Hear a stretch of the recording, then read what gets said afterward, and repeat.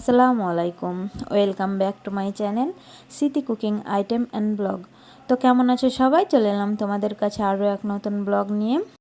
Video শুরুতেই সকলের কাছে আমি একটা লাইক চেয়ে নিচ্ছি, কারণ তোমাদের একটা লাইক আমার ভিডিও বানাতে খুব সাহায্য করে।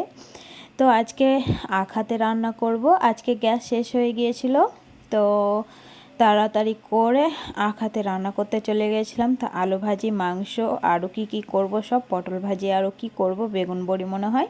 তো সবগুলোই তোমাদের সঙ্গে শেয়ার করব। তার আগে আমার চ্যানেলে যারা নতুন আছো তারা প্লিজ আমার চ্যানেলটা সাবস্ক্রাইব করে আমার পাশে থেকো এবং পাশের বেল আইকনটা ক্লিক করো। তো এইদিকে আমার ভাত নেমে গেছে ও আলু ভাজিও নেমে গেছে। এইটাই এখন মাংস হচ্ছে।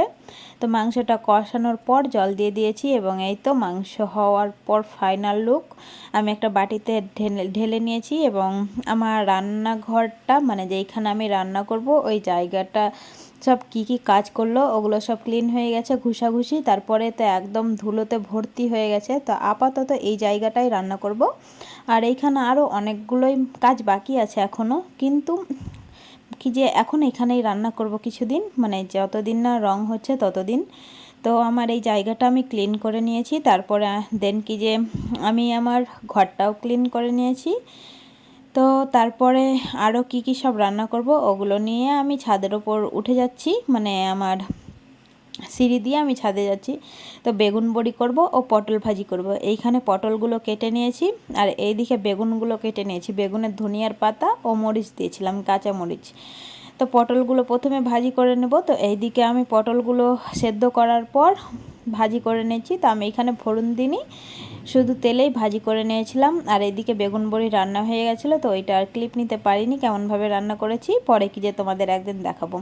আর এইদিকে নিচে নেমে আমি গোসল করে রেডি হয়ে গেছি। আর সন্ধ্যার পর আমি এইগুলো সব সাটাশুটি করতে বসে গিয়েছিলাম এবং সাটাশুটির পরে আমি ঘরটা ঝাড়ু দিয়ে নিচ্ছি। দেন বাড়িঘর সব ক্লিন করার পর আমার বর বলল যে চলো আজকে তোমাদের ঘুরিয়ে নিয়ে আনি। তো আমাকে এবং আমার ছেলেকে নিয়ে ঘুরতে চলে গেল এবং রাস্তা দেখো পুরো ফাঁকা, রাত 10টার দিকে নিয়ে গেছিলো ঘুরতে। তো আমরা বাড়ি থেকে বের হয়ে মানে গ্রামের ভিতর দিয়ে এসে মেন রোডে ঢুকে পড়েছি। আর এইখানে আমার জুবাইরের আমি একটা ভিডিও বানাচ্ছিলাম। তো আমার জুবাইরকে আমি বলছি পাপা তাকাও, তারপরে এই তো তাকিয়ে গেছে।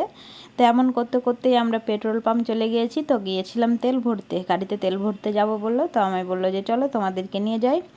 তো এইখানে আমার ছেলে গাড়ি থেকে নেমে তো দুষ্টুমি চালু হয়ে গেছে, একবার এই দিকে একবার ওই দিকে করছে।